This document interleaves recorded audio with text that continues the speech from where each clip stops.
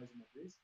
Nós vamos iniciar, então, pedindo a luz de Deus sobre nós. Pensamos que o Espírito Santo nos ilumine e nos abençoe. Estamos reunidos em nome do Pai, e do Filho, e do Espírito Santo. Amém.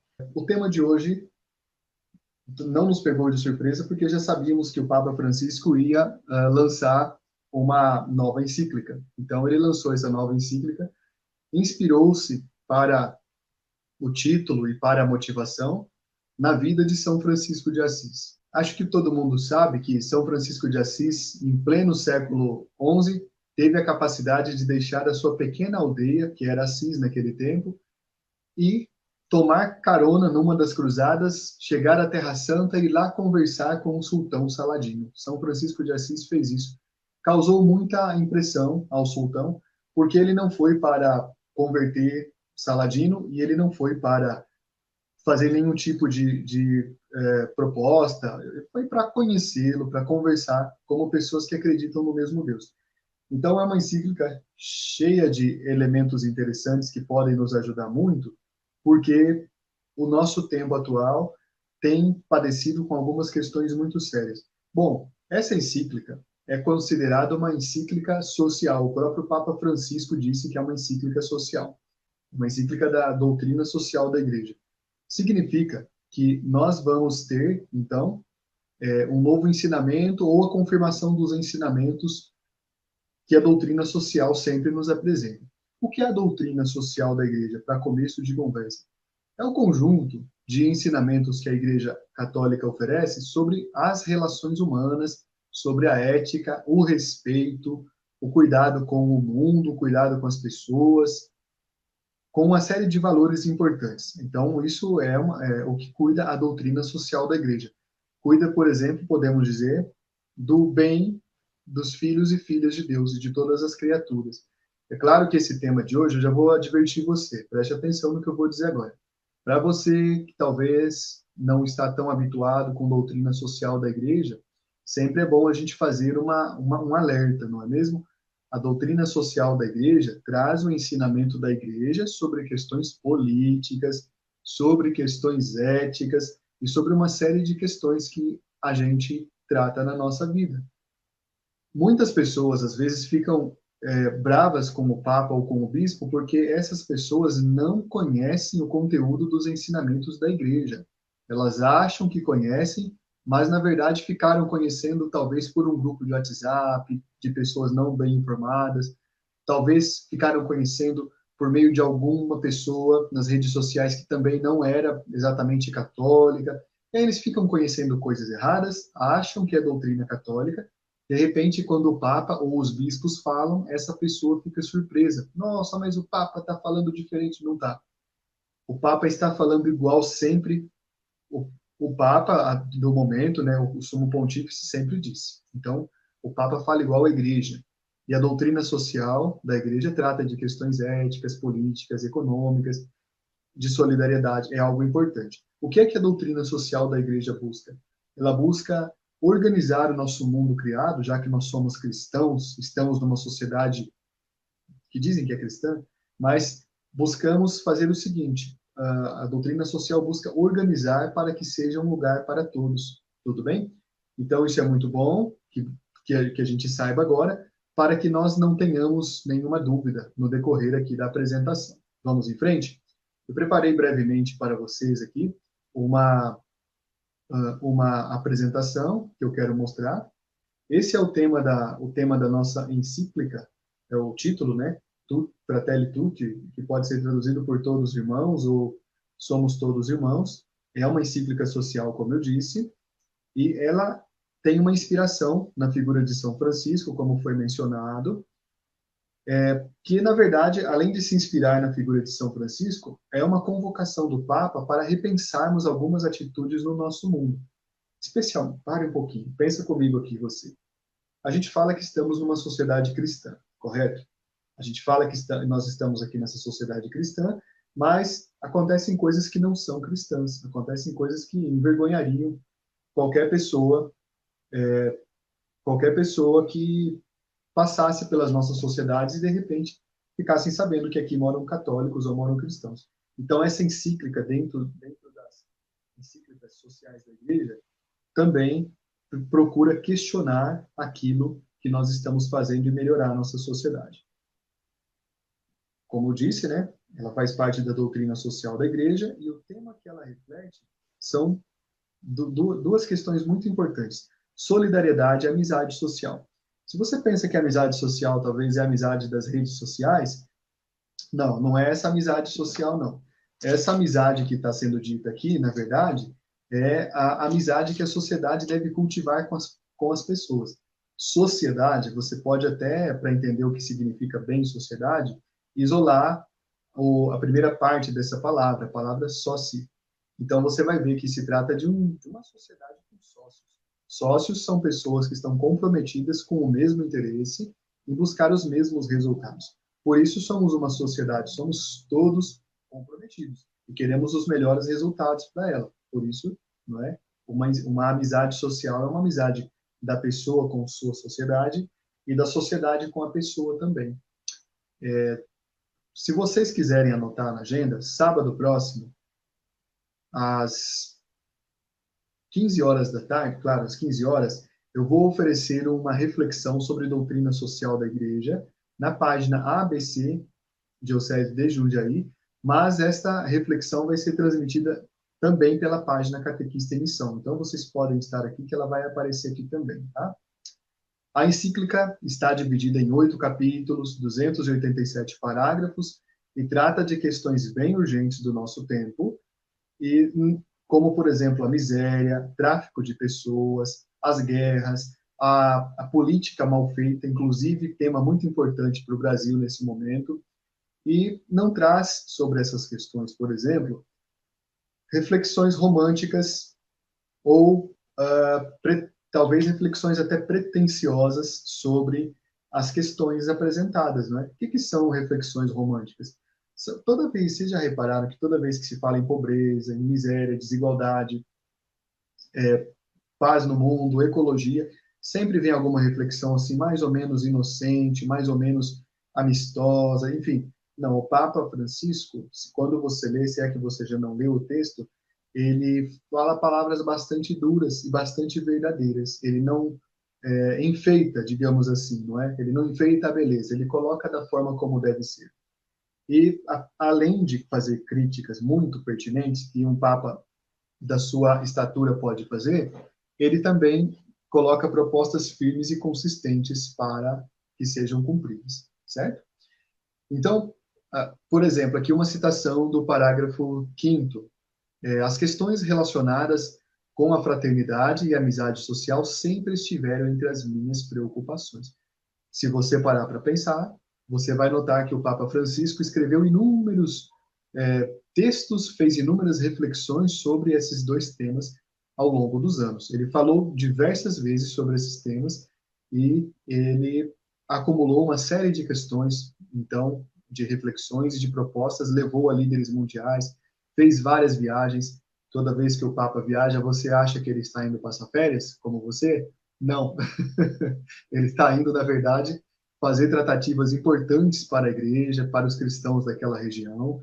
Ele foi, no começo do ano passado, até Abu Dhabi, que é um dos Emirados Árabes, e lá ele se encontrou com um grande líder dos muçulmanos e assinou um documento pedindo liberdade de culto para os cristãos, respeito, porque nas sociedades árabes os cristãos são muito perseguidos, não é mesmo? Então, isso é o que o Papa faz, ele vai até ao encontro das pessoas. O Papa já foi visitar campos de refugiados, levou uma grande doação. Quando ele foi a campos de refugiados, ele trouxe vários refugiados para morarem na Itália, como asilados políticos. Ele foi também visitar as pessoas que chegavam daqueles navios da morte no Mediterrâneo, que chegavam na ilha de Lampedusa. Bom, o Papa, então, está falando aqui, estou dizendo tudo isso para você concordar comigo, porque o Papa não fala da boca para fora. Com toda essa idade que ele tem, octogenário, com um pulmão funcionando, ou metade do pulmão, ele tem essa capacidade, essa vontade, e ele fala grosso com os governantes. Ele não é como certos políticos, que fala grosso com as pessoas ou com os repórteres, mas quando é um outro figurão de outro país, esse político fica assim com medo, né? E tudo mais. O Papa não, o Papa fala firme e com os governantes e fala carinhosamente com as pessoas. Esse Papa merece ou não merece uma chuva de corações? Vamos dar uma chuva de corações para o Papa Francisco? Todo mundo aí, coloca uma chuva de corações aí se você acha que ele merece, não é? Vamos em frente. O Papa começa dizendo que entrega essa encíclica social como uma pequena, uma humilde contribuição para a reflexão. Vamos anotar essa palavra aí. Quando diz reflexão, quer dizer que é para você e para mim, para nós pensarmos nesses conteúdos que ele traz. Quando o Papa diz isso, ele está também convidando nossa sociedade a entrar na reflexão e pensar o que será que pode ser mudado, o que será que pode ser transformado também. Ele explica, inclusive, ali, sejamos capazes de reagir com um novo sonho de fraternidade e amizade social que não se limite a palavras. É um convite, pessoal, e o Papa vai integrar isso ao longo do texto todo da encíclica. Ele faz sempre uma questão muito interessante. Ele fala do geral, mas fala do particular também. A encíclica não é uma legislação que vem de cima e que ensina coisas assim, enfim, do alto. A encíclica traz verdades universais, mas ela também fala para a tua vida de pessoa. Sabe por quê? Amizade social, fraternidade, respeito com os outros não vão ser realidade na cultura, na sociedade, elas não vão se transformar em coisas concretas aí na tua cidade, se não forem antes coisas concretas dentro do teu coração. Isso é o que significa ser católico. Quem é católico não é uma pessoa que fala de coisas da boca para fora e vive outras dentro de casa. Não, aí você não é católico, entendeu? Você ainda não é se você faz isso. O Papa é muito claro quando diz isso. Ser católico é ter atitudes coerentes no coração e essas atitudes se espalham pela sociedade. Vamos lá? O primeiro capítulo se chama As Sombras do Mundo Fechado, né? E esse capítulo reflete sobre uma questão curiosa. Está um pouco claro, mas eu vou ler para vocês o que está o subtítulo. A história das mostras de regressão, ou das sinais de regressão. Como assim a história das sinais de regressão? Pensa-se no senso comum que os seres humanos sempre evoluem. O discurso da ciência, por exemplo, é que há sempre um progresso acontecendo. Acontece que esse progresso não é moral, pode ser um progresso da técnica, mas não é um progresso da nossa moralidade. A nossa moralidade, por exemplo, é uma moralidade muito limitada. Ela permanece igual à do tempo de Cristo ou até pior. As cenas que você está vendo aí atrás, eu coloquei um pouco ofuscadas as imagens, são imagens de tortura que soldados estadunidenses fizeram com pessoas civis no Iraque. Colocaram aí essas pessoas, de um lado tem um homem, de um outro lado tem uma senhora, uma moça, em cima de uma caixa, se pisar no chão, vai levar um choque. Você está vendo fios na mão da pessoa. E uma soldado estadunidense tirando selfie. Bom, a tortura é um objeto de guerra. E quando os Estados Unidos invadem qualquer país, a primeira coisa que eles fazem é torturar a população. Apenas pessoas que nunca se informaram não sabem disso. E o Papa chega a falar disso, inclusive, tá? Então, por que eu estou mostrando essas imagens? Porque é sempre uma coisa curiosa quando alguém faz um discurso defendendo a liberdade, defendendo a democracia, como certos governos no mundo fazem em público, na ONU, por exemplo, eles estão com seus porta-aviões bombardeando pequenas aldeias, matando as pessoas, invadindo aquelas localidades. Aqui, essas imagens se referem ao roubo que a nação iraquiana teve. Ah, mas o Saddam Hussein não sei o que. Bom, realmente, o Saddam Hussein não é um exemplo mesmo. Nunca foi, né? E tanto que aconteceu a guerra, mas os Estados Unidos não tinham motivação nenhuma contra o Saddam Hussein, que era um antigo aliado deles. Queriam apenas roubar as riquezas das pessoas.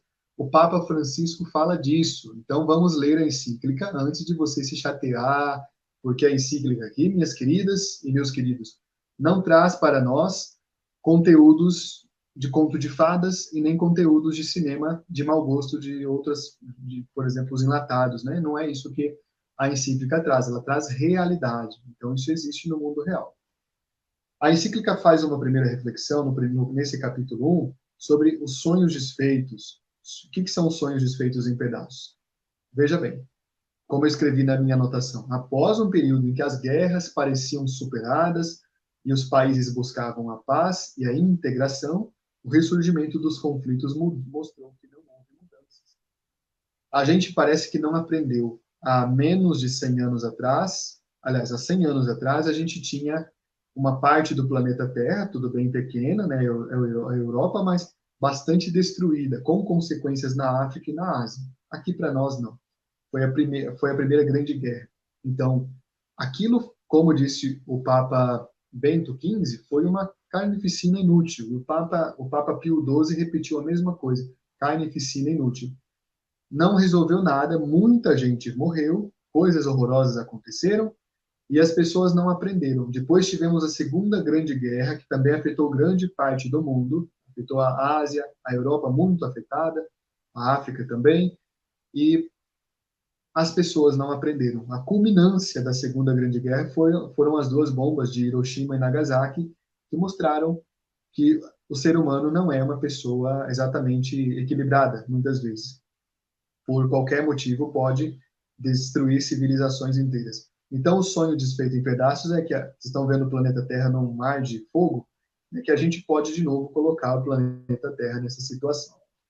O Papa Francisco faz um alerta sobre os grandes poderes econômicos. Aqui vai um parabéns que eu quero dar especialmente para pessoas como vocês, que fazem certos boicotes a determinadas marcas, a determinados produtos, a determinadas empresas, que não respeitam o ser humano, que pagam baixos salários, que fazem propagandas racistas, que diminuem o papel da mulher. Eu acho que isso é nobre, isso é digno. Porque o Papa Francisco coloca os grandes poderes econômicos aí na roda para fazer uma crítica feroz a eles. Faltou só falar o nome de alguns países, né? Mas quem é inteligente acaba entendendo. Ou quem se informa mais. Veja bem, então esses poderes usam ideologias. O que são as ideologias, gente? Ideologia é um discurso que tem sempre um objetivo atrás. Isso é uma ideologia. A ideologia do abrir-se para o mundo, a ideologia do liberalismo, são ideologias que interessam a grandes grupos dominantes. No tempo do ex-presidente Fernando Henrique Cardoso, por exemplo, a ideologia que ele tinha era neoliberalista. Ele falava: temos que diminuir o tamanho do Estado, temos que privatizar. E, enfim, ele deu as empresas brasileiras todas no preço muito baixo. A questão aqui é só para dizer o seguinte: ele ingenuamente era influenciado por outros países, uma pessoa ingênua sendo influenciada. Só vamos dar esse exemplo, que esse exemplo eu acho que não causa nenhuma paixão aqui. Mas, enfim, a ideologia sempre procura distorcer uma questão e apresentar outra, certo? A Rainha Vitória, no século XIX, a Inglaterra, né, na verdade, tinha essa política. Os embaixadores ingleses passaram em todos os países latino-americanos, países hispanos, os países que falam espanhol, e falava assim para eles. Eles não eram tantos ainda, mas falava assim para eles: olha, a melhor coisa que tem é vocês se dividirem, porque dividir é bom, dividir para reinar. O Papa Francisco traz essa expressão, dividir para reinar. Mentira. Países pequenininhos foram surgindo e isso enfraqueceu o poder deles diante da própria Inglaterra, que aproveitou para extrair o máximo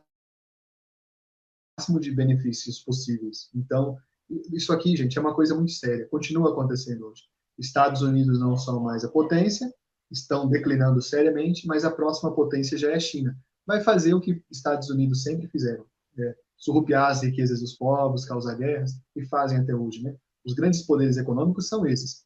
Nossa, mas essa encíclica é uma encíclica política, o Papa não tem que falar só de coisas espirituais. Olha só, minha querida, meu querido, tudo que diz respeito ao ser humano é sagrado. Até ele ter condições de se alimentar é sagrado. Perguntar por que uma pessoa não tem condições de estudar, de se alimentar, de descansar, é se importar com a sacralidade da pessoa. Tudo bem? Vamos lá? Coloquei ali também uma coisa relacionada ao Brasil. Essa citação de baixo, essa anotação de baixo. A busca por lucro, acima de tudo, faz com que as pessoas sejam apenas números sem importância. Você está vendo essa bandeira brasileira aí? Você sabe que a bandeira brasileira é um símbolo muito sagrado. Ela não pode ser usada de qualquer forma, ela tem que estar sempre hasteada, bonita, impecável, mas essa bandeira está no chão, no meio da lama. Sabe que lama é essa? A lama de Brumadinho, né? Essa imagem que está aí da bandeira é de Brumadinho, onde uma empresa estrangeira, que é controladora da antiga empresa, né, nacional, que não é mais nacional, a Vale, Mas a Samarco, né? A Samarco pegou então e permitiu que as barreiras se rompessem, inundou, matou muitas pessoas, permanecem desaparecidas até hoje, estragou, poluiu todo um rio que tinha milhões de anos, que é o Rio Doce, toda a sua bacia, chegou ao mar e polui o litoral até hoje. Esse estrago vai levar séculos para ser recomposto. Matou todos os peixes daquela região, porque a lama era uma lama tóxica. Há alguma punição? Não há. Mas há uma tentativa de aumentar ainda mais o interesse desse pessoal de ganhar lucro. Muito bem. E o Papa fala, essa expressão aqui é do Papa, ideologias nocivas. Ele diz assim: ideologias nocivas querem desconstruir a história, isto é, reinterpretar certos eventos que aconteceram no passado para mudar a forma das novas gerações pensarem. A história precisa ser estudada para impedir que novos horrores aconteçam. Novos horrores, queridos e queridas, eu tenho que alertar vocês. Novos horrores são todas as coisas que as pessoas falam que é uma novidade e, na verdade, é apenas a reencenação de uma coisa muito séria que aconteceu no passado. Tudo bem? Tá tranquilo isso? Por exemplo, quando alguém fala assim, olha só, se você não gostar disso e quiser ficar bravo, eu vou ficar triste, mas eu queria te mandar conversar comigo. Eu sou professor, eu tenho várias faculdades, sou bem estudioso, mas não é por isso não que eu estou falando. Eu quero dizer que quem não entendeu o que eu falar, venha falar comigo, tenha a humildade de falar comigo, né? Aquela pessoa no Brasil que fala que não houve ditadura militar é uma pessoa que está fazendo isso aqui, ideologia nociva. Olha aqui, criatura. Ditadura militar significa que matou pessoas, matou seres humanos. Nenhuma postura política pode ser legítima se quer matar outra pessoa. Não há humanamente alguém que fale que é cristão e que fale isso e que continue sendo cristão. Quem falar que ditadura militar não existiu no Brasil, escute bem, pode anotar, pode perguntar para qualquer padre que ensina ética e moral. Padres que ensinam de acordo com o Papa, de acordo com a Igreja. Quem falar isso não é cristão, é um anátema, certo? É uma pessoa que está fora da comunhão. Veja bem, eu sei que não é o caso de vocês, mas eu sei que talvez alguns aqui até já ouviram e talvez na ingenuidade, na sinceridade até acreditaram. Mas isso não é verdade. Essas ideologias nocivas que querem desconstruir a história querem de novo cometer erros do passado. Estão me entendendo? A foto que vocês estão vendo aí é a foto de duas pessoas pertencentes a grupos rivais, né, grupos diferentes, num país da Europa, que vocês estão vendo pela bandeira, não é? E nesse país, que é a Inglaterra, nesse país também, lá com toda a cultura que eles têm, até lá a ideologia nociva faz estrago. E tem gente que fala, por exemplo, não houve nenhum massacre indígena, nenhum genocídio indígena na América, não houve a morte dos judeus, não houve isso, não houve aquilo. Isso é muito sério, e é bastante sério isso a gente tem que tomar cuidado. Por que eu estou me detendo nesse ponto? Porque eu sei que o nosso país anda bastante inflamado com isso, e só quem vai desinflamar isso é a verdade. A verdade tem que aparecer, tá bom? Aqui, por exemplo, olha só, citação do Papa: sem um projeto para todos, no debate político, a ausência de projetos decentes leva à manipulação e ao ataque dos que pensam diferente, como forma de esconder o vazio e a infâmia das propostas, e muitas pessoas aderem. Isto é palavra do Papa, tá lá, pesquise lá para você ver.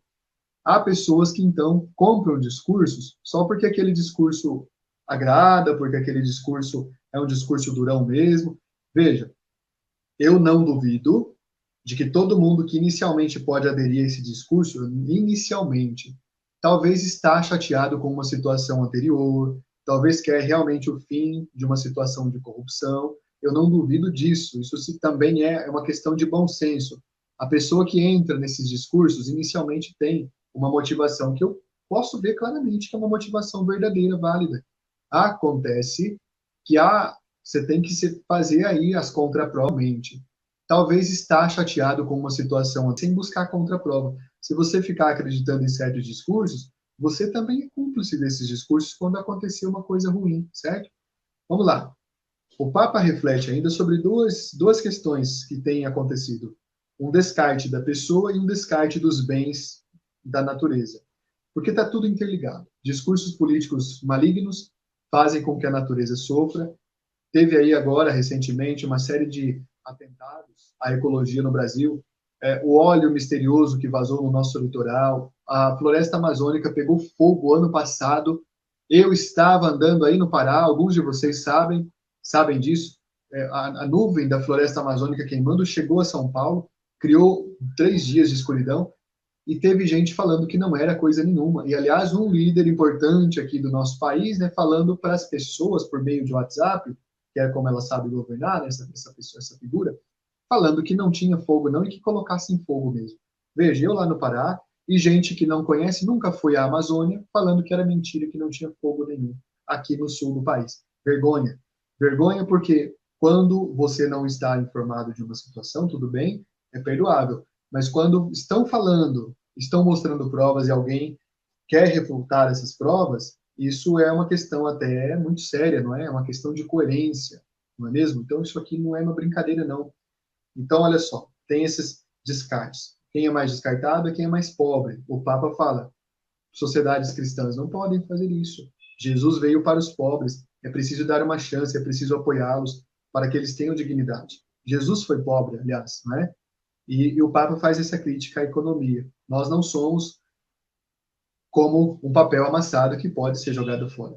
No mínimo, se isso acontece com os mais simples, uma hora vai acontecer com você também, comigo também. Eu não estou dizendo que nós não sejamos simples, mas começa nos mais esquecidos da sociedade, chega até nós. Quando os nazistas começaram prendendo as pessoas, eles começaram pelos ciganos. Depois eles continuaram prendendo os afrodescendentes e matando. Depois eles chegaram aos judeus, que era um grande número das pessoas, os mataram. Depois chegaram aos católicos e assim por diante. Mas quando chegaram aos católicos já não havia mais quem se opusesse ao mal. Você está entendendo? Só que isso acontece, gente, assim, no nível muito devagar. Vamos lá? O Papa ainda fala de direitos humanos que não são para todos, infelizmente. Direitos humanos que não são para todas as pessoas. Ele lembra o caso dessa pandemia. Essa pandemia pegou a sociedade de surpresa, e a sociedade que todos os séculos anteriores trabalhou para criar desigualdade, para acumular o lucro para alguns e outros não, essa sociedade foi obrigada a se pensar. Porque se em algum país, algum governo sucateou o sistema de saúde público, ou não cuidou da educação sanitária dos seus cidadãos, foram esses cidadãos que passaram também a transmitir o vírus. Então, pela primeira vez, os países começaram, muitas vezes, a apresentar uma primeira preocupação com isso, certo? Começaram a apresentar uma primeira preocupação com essa situação. Veja bem. Então, a pandemia teve esse caráter muito importante.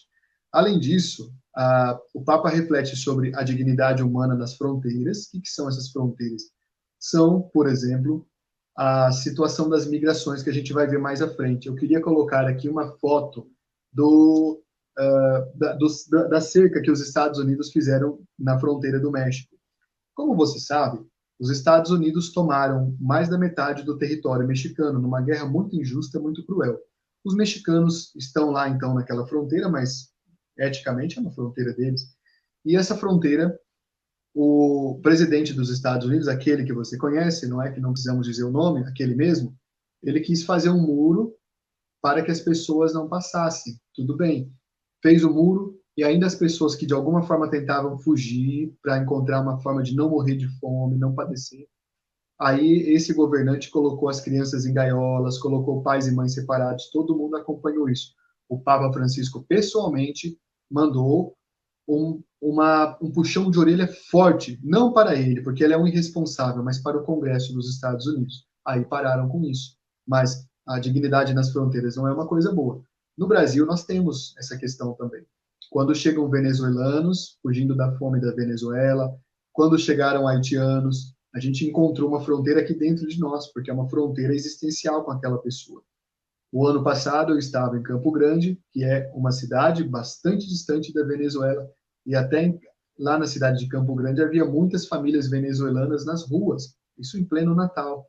E as pessoas muitas vezes passavam e não se importavam com isso, porque parece que a gente tem ficado anestesiado com essa situação. Não, é difícil alguma coisa nos sensibilizar, é bem difícil, né? Tem aqui algumas outras coisas, nós vamos também, evidentemente, pular. Capítulo 2. Eu vou abreviar um pouco mais para ficar mais rápido. O capítulo 2 chama-se Um Estranho no Caminho. Olha aqui, não é um estranho no ninho, não é um estranho no ninho, é um estranho no caminho, certo? Não confunda com aquele filme. O Estranho no Caminho, que você está vendo a imagem de uma senhora, uma mulher idosa, pedindo esmolas aí atrás. Trata-se, na verdade, da parábola do bom samaritano. O samaritano, caso você não lembre, mas a gente vai lembrar aqui esse tema de catequese que a gente aprendeu na Crisma, né? O samaritano era um povo isolado pelos judeus e que os judeus não gostavam e que maltratavam. Sabe até do que Jesus foi, entre aspas, xingado? Samaritano. Jesus foi xingado de samaritano, entre aspas, porque os judeus achavam tão desprezíveis, os samaritanos os tratavam tão maus que não consideravam nem pessoas. Na parábola do bom samaritano, tem uma pessoa no caminho caída e passa um sacerdote, passa um levita, mas quem para ajudar o samaritano, para quem para ajudar a pessoa caída, não é? É uma pessoa da Samaria. Ele teve uma humanidade que os outros dois não tiveram. Então veja bem, com isso o Papa reflete sobre várias questões. A parábola do samaritano faz uma pergunta muito simples a você e a mim. Você seria capaz de fazer o que fez aquele moço? Quem é o teu estrangeiro? É uma pergunta que a parábola nos faz. A gente é capaz de se sensibilizar com questões que acontecem lá no outro lado do mundo. Vocês se lembram quando pegou fogo a Catedral de Notre-Dame? Catedral da França, Nossa Senhora de Paris, Notre-Dame de Paris? Nossa, foi uma coisa assim, todo mundo se comoveu. Ainda em 2014, aconteceram os atentados muito feios na França. Todo mundo colocou, se eu for aí no perfil de todo mundo, eu posso ver muita gente que tem lá, somos todos Paris, uma coisa assim. Lembra disso? Na mesma semana, teve um atentado muito maior na Nigéria, nós não nos manifestamos. Houve um atentado muito maior também lá no Sudão do Sul, sequestraram 300 meninas católicas, não apareceram essas meninas depois. Nós não falamos nada. Porque, sabe por que eu estou dizendo isso, gente? A nossa sensibilidade é seletiva, certo? A gente seleciona aquilo que a gente acha que é. Isso é a sociedade, viu? Eu sei que muitos de vocês são bem evangelizados, mas a sociedade, de forma geral, faz esse tipo de permuta. Aqui está o Padre Júlio, que a gente já falou dele esses dias. Padre Júlio Lancelotti é um sacerdote do nosso tempo que faz o seu apostolado entre as pessoas mais esquecidas, os pobres das ruas. Não é um público fácil, mas ele não está nem aí. Ele coloca a sua túnica, até a estola, você está vendo ele aí, com suas insígnias sacerdotais, e vai levar dignidade e conforto para eles, não é mesmo? E, inclusive, entra em conflito com a polícia, com a prefeitura do município de São Paulo. Ele não tem. Padre Júlio é um ícone para nós. Ele é o exemplo de quem poderia ser, para nós, o bom samaritano. É ele. Nós podemos ser também. Nós não podemos fazer bondade seletiva. A gente não pode acreditar que a gente vai conseguir mudar as coisas se a gente não passar a ter um pouco de humanidade para quem está caído na nossa calçada. Não adianta. Aqui o Papa faz no número 65 uma comparação. Ele diz: assaltam uma pessoa na rua e muitos fogem como se não tivessem visto nada. E algumas pessoas atropelam outras e passam com o carro por cima e vão para casa como se não acontecesse nada. A gente está andando muitas vezes, a gente vê um pobre na rua caído, a gente também não para. É assim, a gente está atingindo um nível de insensibilidade muito grande. Essa foto é uma foto muito representativa. É uma foto de turistas numa capital europeia. Vocês estão vendo qual é a capital aqui, não é? Paris. Tem ali três moças, umas pessoas passando, mas eu dei destaque para a foto dessa pessoa, desse ser humano caído na escada, na mesma escada que elas estão ali, não é? O que o Papa faz? Ele reflete sobre as pessoas que pensam que manifestar a fé dentro de templos é uma coisa diferente de manifestá-las nas calçadas onde há pessoas caídas. Sabe como é que o Papa chama gente que fala que é católico, mas não faz caridade? Ele chama de aliado secreto dos bandidos, que são aqueles que passaram diante daquele caído lá no caminho de Jericó. Bandidos o assaltaram. Né? O evangelho começa com uma situação dada já. Ele estava lá caído porque o mal já aconteceu. Podia ser feito alguma coisa por ele, mas ninguém fez. Só a pessoa que ninguém esperava fez. Aqueles que não fizeram nada foram aliados secretos dos bandidos, porque podiam socorrer aquele ferido e não socorreram. Foram aliados secretos de quem? Do mal. O Papa está falando, não sou eu. O Papa está pegando pesado, o Papa pega pesado mesmo, né? Esse Papa não é fácil. Capítulo 3 fala, são 8 capítulos, né? Esse é o terceiro. Capítulo 3 fala sobre pensar e gerar um mundo aberto. Ele fala que a caridade é a força para recuperar o mundo.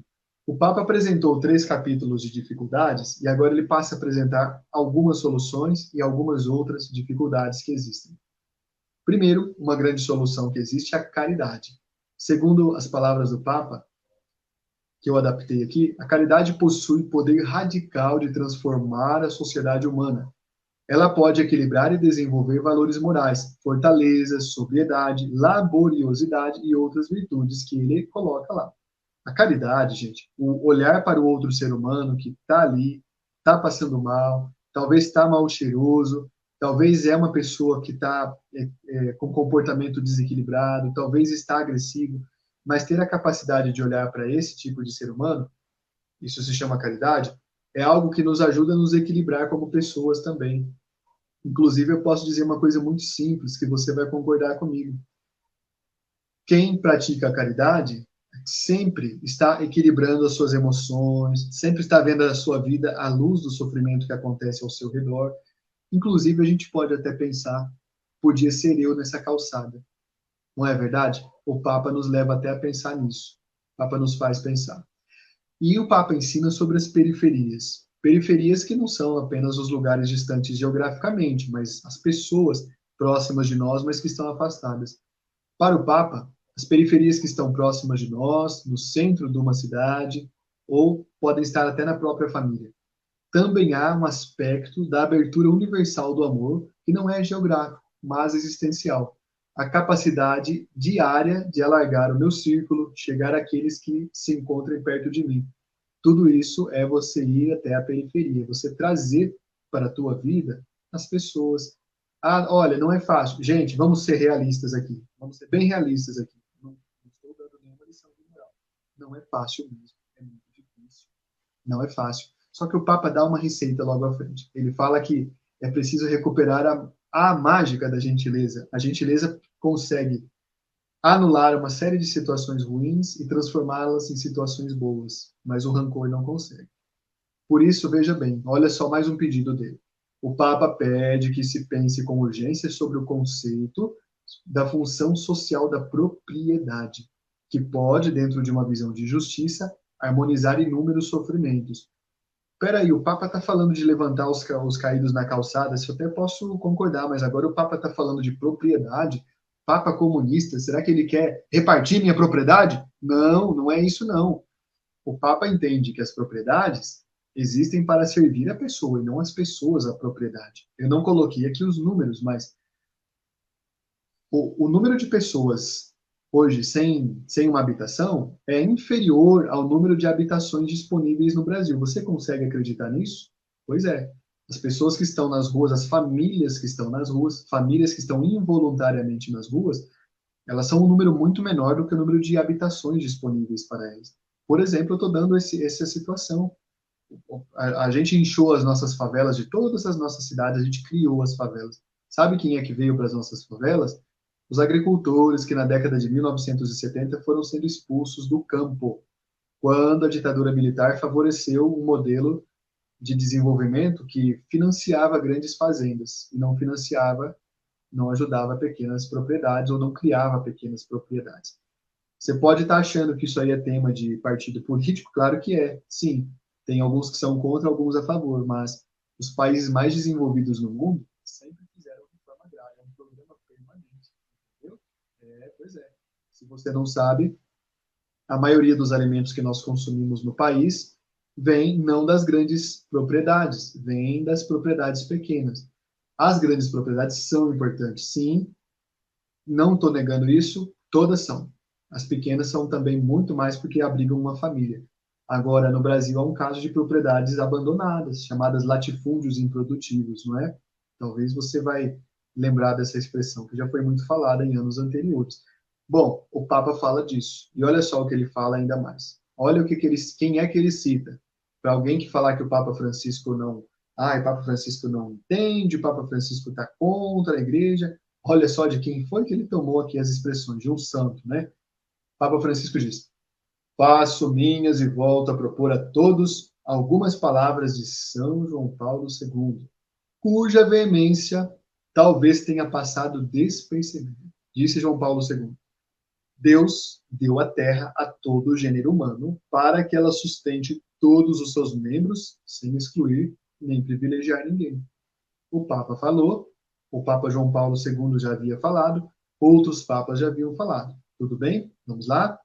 Capítulo 4, que se chama Um Coração Aberto ao Mundo Inteiro e que trata das desigualdades e das diferenças. Eu coloquei esse subtítulo aí, não tem encíclica, mas o subtítulo é Diferentes sim, desiguais não. O que diz o capítulo 4? Diz o seguinte: olha só, a imagem que você está vendo aí é uma imagem dos refugiados sírios chegando à Europa. Você está vendo, inclusive, no destaque, uma pequena criança, um bebê que poderia ser sua filha, sua neta, né? Aí. Talvez passou semanas caminhando, está tristezinha ali. Eu não quis colocar a imagem dos bombardeios que os Estados Unidos fazem e matam muitas pessoas e crianças, mas porque ficaria chocante a imagem, mas vocês sabem que existe. Olha só, segundo as informações da Agência das Nações Unidas para os Refugiados, no final de 2018, 2 anos atrás, havia no mundo cerca de 70 milhões de pessoas que foram forçadas a deixar as suas casas, os seus países, certo? É um número muito grande, gente, 70 milhões de pessoas.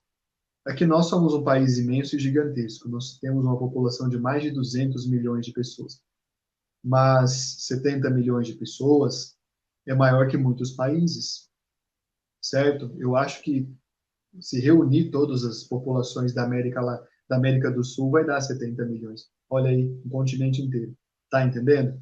Então, as migrações são um drama real. Aqui tem outro número, 65 milhões e 300 mil seres humanos foram forçados a se deslocar. Por exemplo, isso equivale à população da França. 21 milhões são refugiados, 40 milhões são deslocamentos internos. O que é um deslocamento interno? É quando um país rico, que quer roubar o petróleo dos países pobres, bombardeia certo lugar, aquelas pessoas juntam os poucos pertences, colocam ali no burrinho e vão para outro lugar, dentro do mesmo país. Se conseguissem sair, o número seria muito maior.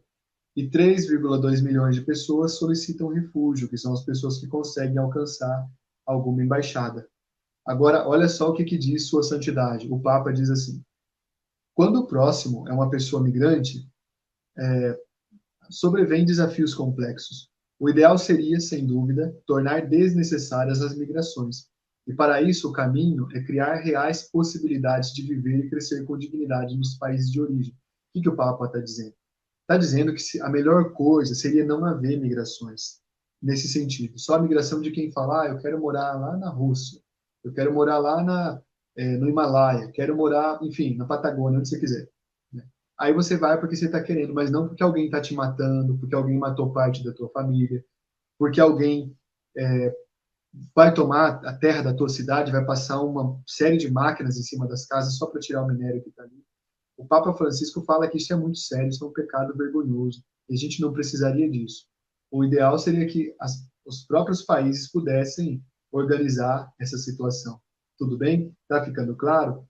Está ficando tranquilo? Dá para conseguir acompanhar? Isso aqui não se preocupe em anotar. Note só o número aqui. Esse número está no 129, tá? Isso aqui eu vou disponibilizar para vocês porque fiz para vocês. Vai estar na biblioteca já já. Eu quero pedir para as meninas do Catequista em Missão, se puderem, coloquem aqui o link da biblioteca da catequese, que está no tanto o do Face, se for possível, mas principalmente o do Telegram, tá? Aí tem muita coisa boa. Eu vou colocar isso hoje. Olha só, primeira pergunta que eu faço para você, para essa questão das migrações. Quem de nós estaria aqui no Brasil se não fossem as migrações, não é mesmo?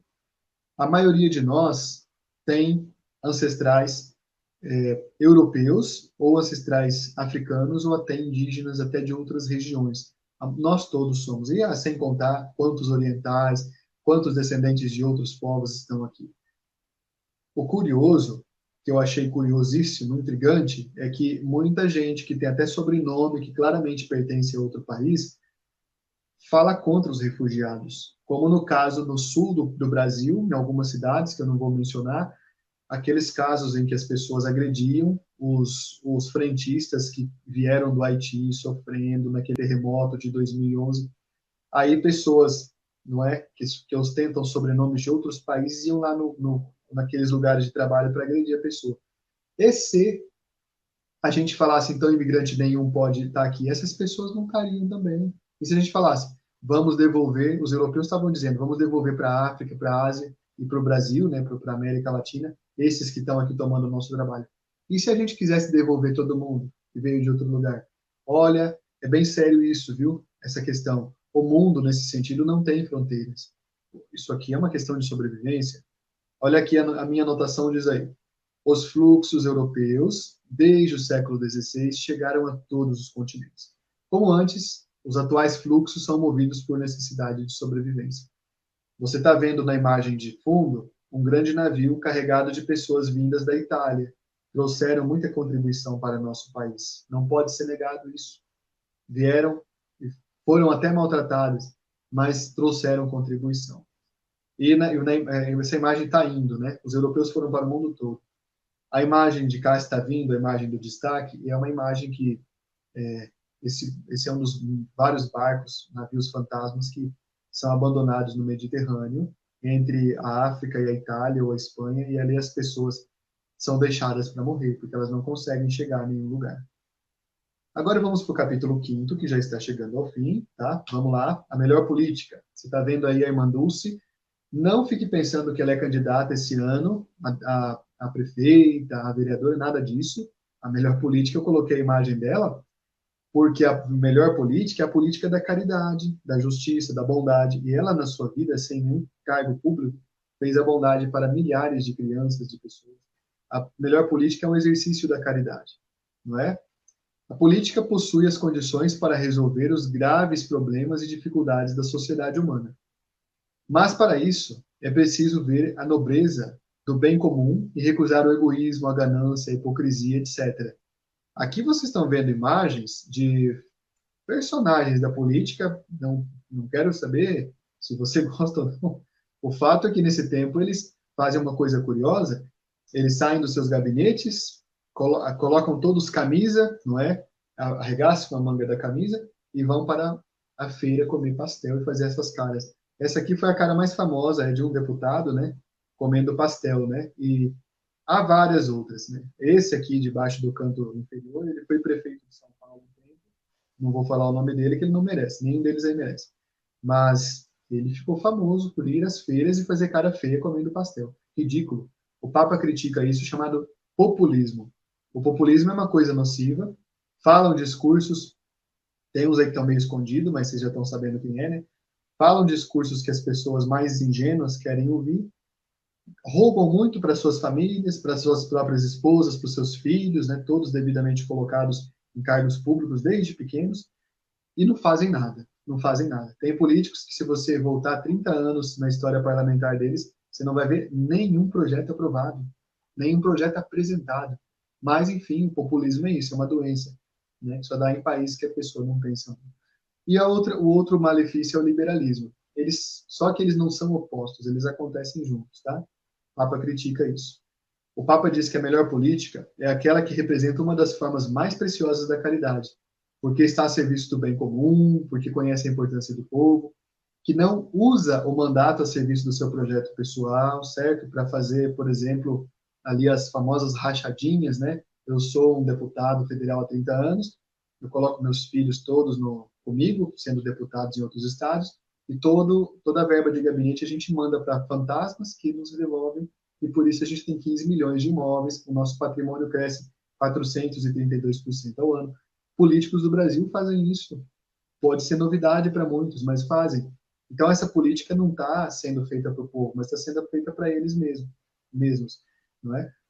A melhor política garante que cada pessoa tenha a possibilidade de desenvolver suas capacidades. A verdadeira estratégia contra a pobreza não visa simplesmente conter os necessitados, mas promovê-los na perspectiva de dois elementos que a igreja acha importantes, né? A a solidariedade e a subsidiariedade, certo? Isso são elementos que a igreja sempre acha importante, sempre achou importante. Além disso, vamos lá, vamos avançar aqui. O Papa pede que se elimine definitivamente o tráfico de seres humanos, que eu não vou me deter porque o tempo não permite. O Papa pede sempre diálogo e amizade, isso está no 6º capítulo. Ele propõe a arte do encontro e cita até o Vinícius de Moraes, o grande poeta brasileiro, um dos grandes poetas, falando da arte do encontro, né? Vinícius de Moraes compôs um samba e esse samba fala do encontro. E o Papa citou ele porque o Papa gosta de boa música. Olha, o Papa, vocês podem reclamar que ele é argentino e que ele torce pro São Lourenço, mas o Papa gosta de música brasileira e pôs até na encíclica, certo? Aqui o Papa fala do milagre da amabilidade, uma atitude a ser recuperada, para você fazer diferença na vida das pessoas. Você está vendo o Papa receber aqui uma planta amazônica das mãos de uma líder indígena. O Papa diz o seguinte: ó, muitas vezes confunde-se o diálogo com algo muito diferente. Uma troca febril de opiniões nas redes sociais, muitas vezes pilotada por uma informação mediática nem sempre fiável. Sabe o que o Papa está falando? Gente que faz bate-boca com outro que pensa diferente só porque não gostou. Eu estou vendo isso acontecer muito perto de mim, infelizmente, em algumas situações. Pessoas que não entenderam uma determinada comunicação e estão partindo para o ataque, estão falando outras coisas sem nem entender. Né? Isso acontece todo dia, gente. Isso é muito feio. Católico fazendo isso. O Papa, ainda no 7º capítulo, fala de percursos do novo encontro, trabalhar em prol do bem comum. Fala do valor da paz, você está vendo o menino palestino e o menino judeu abraçados. Isso aqui eu preciso dizer. Ele fala que a paz está ligada ao perdão. Perdão não significa impunidade, mas justiça e memória. Sabe por quê? Perdoar não significa esquecer. Segundo o Papa, perdoar significa renunciar à força destrutiva da vingança, do mal e da vingança, e por isso ele pede para nunca esquecer os horrores, perseguições e massacres étnicos, que devem ser sempre recordados para manter viva a chama da consciência coletiva. O Papa volta a falar da pena de morte, citando São João Paulo II, que declarou de uma forma firme que a pena de morte, olha só, ele disse assim, que a pena de morte é inadequada no plano moral e já não é necessária no plano penal. Não é possível pensar no recuo a essa posição. A Igreja compromete-se decididamente a propor que a pena de morte seja abolida em todo o mundo. O Papa, no capítulo 8, finalmente fala das religiões ao serviço da fraternidade no mundo. Como filhos do mesmo Pai, devemos viver em paz entre nós. O Papa promove muito o diálogo entre os líderes.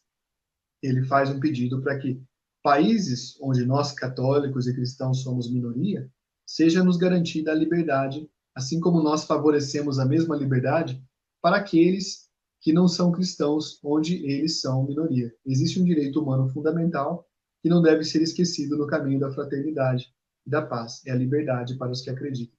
Vamos lá, vamos ver algumas questões que vocês estão dizendo aqui, né? Vamos lá. Perfeito, obrigado eu a vocês, muito obrigado, viu? Muito obrigado. Vocês querem trazer perguntas? Querem falar alguma coisa sobre isso? Deixa eu ver se a gente localiza uma pergunta aqui, que pode nos ajudar, não é? Obrigado, muito obrigado. Acho que aqui apareceu uma pergunta. A Maria Antônia, que é a minha querida Maria Antônia, pergunta assim: você acha que se pratica tortura hoje em dia? Maria Antônia, no Brasil se pratica sim, viu? No Brasil se pratica sim. Eu sei porque a minha família é de militares. E, bom, não precisa ninguém ter militar na família para saber que existe tortura no Brasil, viu? Então, essa tortura existe, infelizmente, e as pessoas, as pessoas acabam dizendo que não, mas tem sim. A polícia no Brasil é bastante violenta nos seus processos. A polícia também é mal paga. A polícia também, muitas vezes, não é tão bem preparada. Mas a polícia é fonte de tortura. As pessoas entre si são também promovem a tortura. Mas a tortura do Estado é essa tortura que as nossas polícias, que os nossos é, protetores, né, não deveriam não apresentar, né? Mas tem tortura no Brasil, sim, isso é nítido. Sabe como é muito fácil você perceber que tem tortura? Converse com qualquer jovem negro e favelado ou que mora na periferia. Vocês vão ver o que é tortura, vocês vão entender o que é. Muitos aqui talvez não moram na periferia, muitos talvez não pertencem à etnia afro-brasileira, mas muitos de nós ouvimos falar isso, a gente pode ouvir claramente, né? Então, isso é muito importante. Estão me entendendo? Vamos ver se a gente acha mais alguma pergunta aqui. Perfeito, obrigado pelas colocações muito lúcidas. Ok, deixa eu ver aqui se eu consigo localizar. Perfeito, a Magna lembra muito bem. Magna, obrigado por lembrar. Aqui, respondendo a pergunta da Maria Antônia, toda vez que professores protestam, a gente vê o que, que os policiais militares fazem com os professores, né? Então, bem colocado. Vamos lá. Se vocês têm alguma outra questão, deixa eu tentar localizar aqui. Isso, perfeito. Tem aqui o link da biblioteca da catequese no Facebook, que vale a pena, que a nossa querida Ellen, essa moça linda, maravilhosa aqui, né? Sul-Mato Grossense, essa cabocla, Ellen é a responsável pela biblioteca da catequista. Então, quero que todo mundo entre lá, pegue muito arquivo bom que tem aqui no Facebook, viu? Aqui no Facebook. Perfeito. Deixa eu ver quem mais aqui. Sim, estão perguntando se tem a encíclica para venda. Tem, na Paulus tem, podem passar na Paulus e comprar. Quem passar na Paulus, fala que me viu aqui e pede desconto, tá bom? E se pedir para a paróquia, pode pedir mais desconto ainda, tá? Ok. Vamos tentar localizar alguma outra questão. Aqui, por exemplo, a Ariane está dizendo que ninguém abandona o seu país, sua identidade cultural por vontade própria. É verdade, ninguém faz isso em sã consciência, não é? Eulália disse, o Papa Francisco é um santo que Deus enviou para nos direcionar na vida cristã. Eulália, você está correta, porque o Papa, de fato, ele não fala só de coisas teóricas, eles viram que ele faz uma ligação entre fé e vida. Né? Ele faz uma ligação dizendo que a gente é, ao mesmo tempo, pessoa que está na nossa sociedade, mas que a gente tem uma responsabilidade por isso também. Vamos lá, vamos tentar localizar perguntas aqui. Muito bem, muito bem. Ok, perfeito. Tá, vamos lá. Deixa eu tentar localizar aqui. Alguma pergunta de vocês? Talvez vocês não tenham dúvida, né? Porque ficou muito clara essa apresentação da encíclica, né? Então, pode ser que seja muito tranquilo, né? Vamos lá. Estou tentando. Ok. Obrigado, viu, pelos elogios. Muito obrigado. Agradeço a vocês. Que bom. Bom, sábado eu vou oferecer um aprofundamento sobre esse tema lá na página. Vai passar por aqui pelo Catequista em Missão também, tá? Para não ter dificuldade de localizar, podem ficar tranquilos que vai aparecer aqui também. Então, vale a pena a gente se informar disso, pessoal, porque a encíclica ajuda muito a gente a ser pessoas melhores. Essa encíclica, ela fala de uma coisa que é coerência, né? A gente muitas vezes pensa que ser católico é a gente só professar uma fé da boca para fora. Não, o catolicismo é uma força poderosíssima. Nós somos quase 20% da população mundial. Imagina esse povo todo fazendo um movimento de transformação. A gente faz coisas incríveis, né? Que até nós duvidamos, se a gente quiser, né? Angélica Gama, brigadinho, brigadinho, de nadinho também para você, viu? Que bom. Deixa eu ver quem mais aqui. Vamos tentar localizar alguma questão aqui. Perfeito, obrigado. A Célia falou que quer mais formação. Célia, vamos. Não, a gente vai providenciar. É que na semana que vem a gente vai voltar para o ciclo normal, que são. O ciclo normal é de formação de um contexto de psicopedagogia.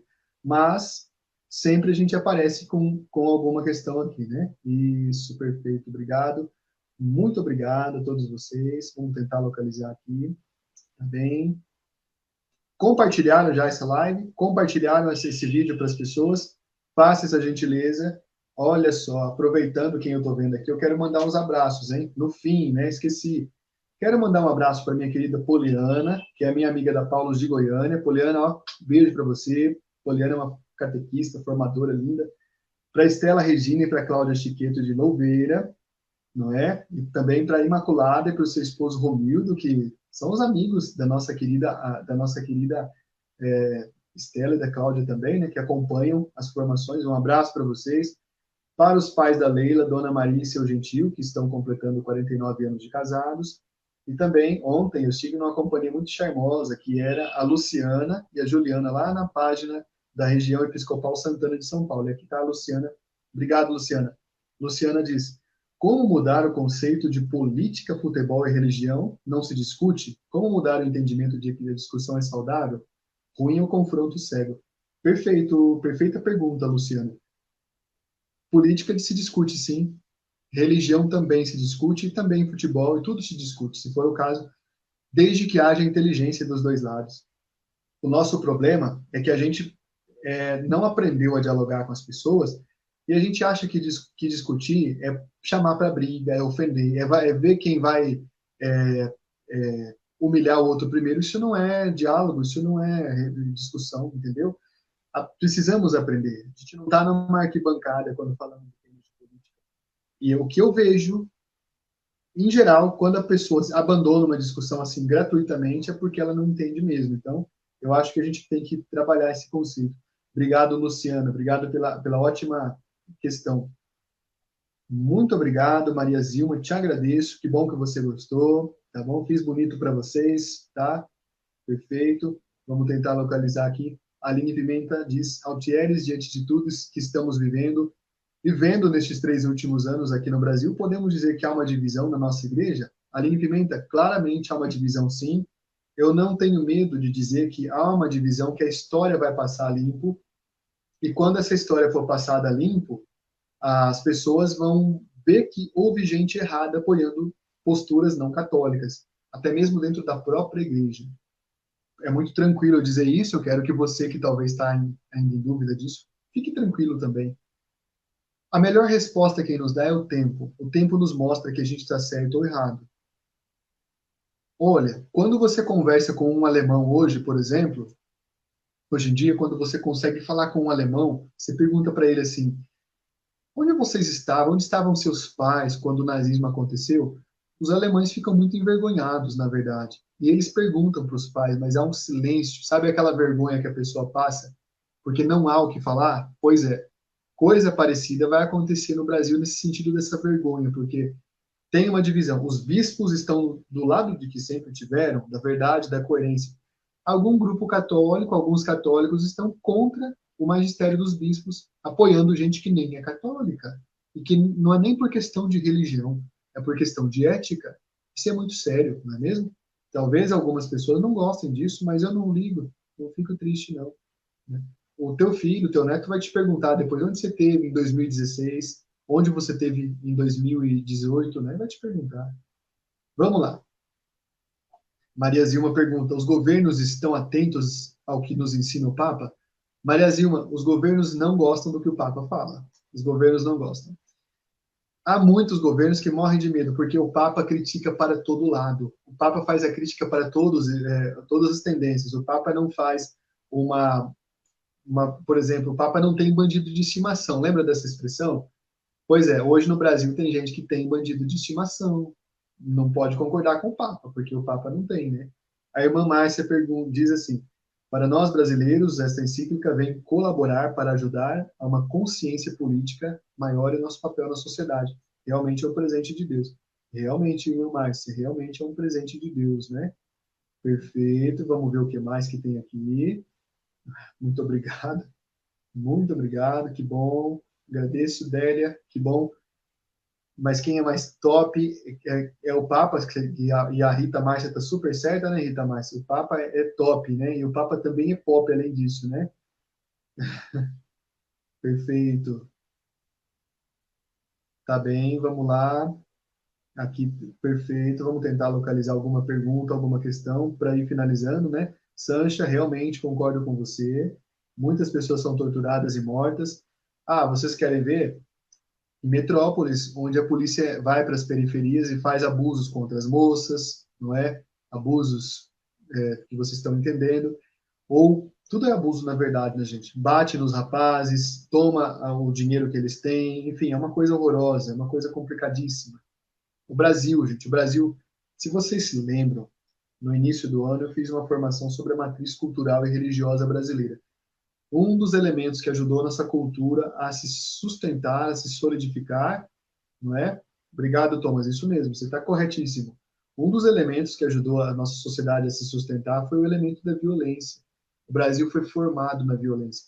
A gente tem, por isso que eu tenho certeza, preste atenção no que eu vou dizer, tenho certeza que quem vai mudar o Brasil vai ser a evangelização verdadeira. E por isso eu tenho certeza que são as catequistas e os catequistas que vão estar na frente. Porque enquanto a gente não conseguir apresentar os valores do Evangelho para essas novas gerações, as futuras gerações não vão, elas vão se desevangelizar. Então, catequista, consagrada, presbítero, está nas nossas mãos essa questão, né? E eu, pelo número, eu tenho certeza que depende mais das catequistas aí. Viu, catequistas? Então, que bom. Vamos lá. Paula Francinetti pergunta: poderíamos dizer que uma pessoa que se diz contra a ditadura, e essa mesma pessoa é a favor do aborto, em casos de estupro ou outros casos, poderíamos dizer que é uma ideologia nociva? Paula Francinetti, até mesmo a questão do aborto está polarizada, sim, por ideologias nocivas, sim. Não tenho medo de dizer. Há grupos que defendem o aborto só pelo belo prazer da pessoa fazer esse tipo de crime. É pecado, é crime também. O embrião tem um DNA diferente do pai e da mãe, já é um ser humano, não é? O nascituro, ele já tem estatuto de pessoa. Então, eu vejo muita gente bem incoerente que fala que é contra a tortura, mas fala que é a favor do aborto. Ou o contrário, fala que é contra o aborto e fala que é a favor da tortura. A vida é sagrada, em todas as suas instâncias. Excelente colocação, viu? Excelente colocação.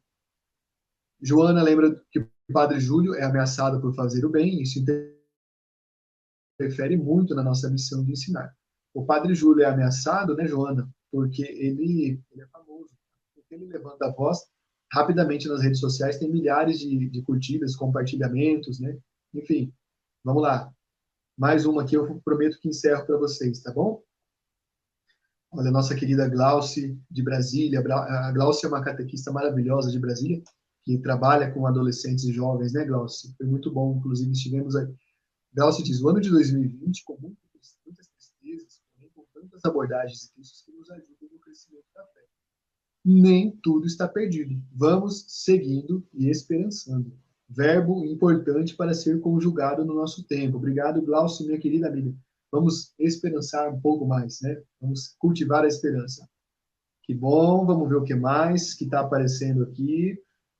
Ótimo. Olha só a Ariane que compartilhou a nossa formação. Obrigado, viu, Ariane? Só você que compartilhou.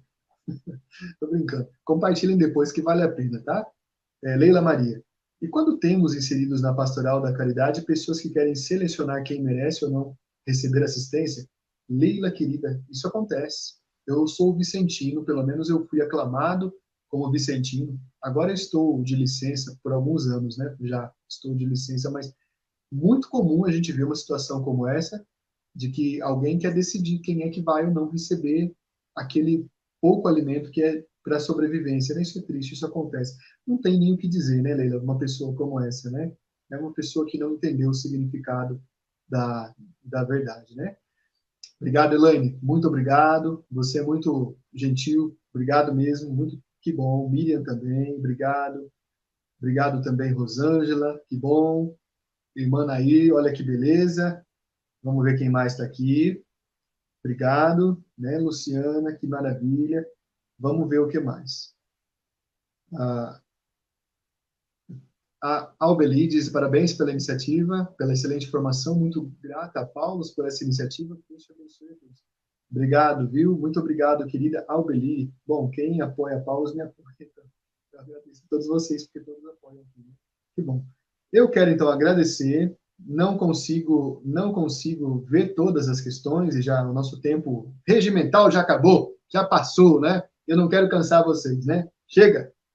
Acabou! Tem mais. Sábado, se você puder, às 15 horas da tarde, a gente vai, aqui nesse espaço, vai ter uma sala de vídeo aberta, retransmitindo a página ABC, Catequese de Jundiaí, diocese onde eu colaboro com a formação, sou muito grato à Diocese de Jundiaí, por isso, né? No ano que vem vou colaborar em algumas outras dioceses também, onde fui convidado, e fico muito contente sempre, porque somos todos um povo que busca conhecimento, que busca se aprofundar nos temas que nos são necessários. Por isso eu quero agradecer a você que esteve aqui conosco hoje. Obrigado. Se porventura eu não conseguir localizar ou ver a sua pergunta, peço desculpas, somos muitos aqui, não é? Hoje estivemos aqui mais de 300 pessoas. Quero agradecer, então, porque você esteve conosco. Muito obrigado. Que nós façamos juntos um caminho de crescimento e possamos cada vez mais conhecer a nossa fé, porque ela é fantástica, ela é muito interessante. Agradecemos a Deus pelo dom da nossa vida, por essa noite que passamos juntos, por esses momentos, e nos vemos amanhã. Nós temos, alguns de vocês vão fazer conosco o curso de competências e linguagens para catequistas de adolescentes e jovens. Desde já quero dar boas-vindas. Quem não conseguiu se inscrever, as vagas já se encerraram praticamente. Em algum outro momento a gente vai abrir mais uma turma, então vai conseguir contemplar quem não se inscreveu ainda, tá? Obrigado, nos vemos.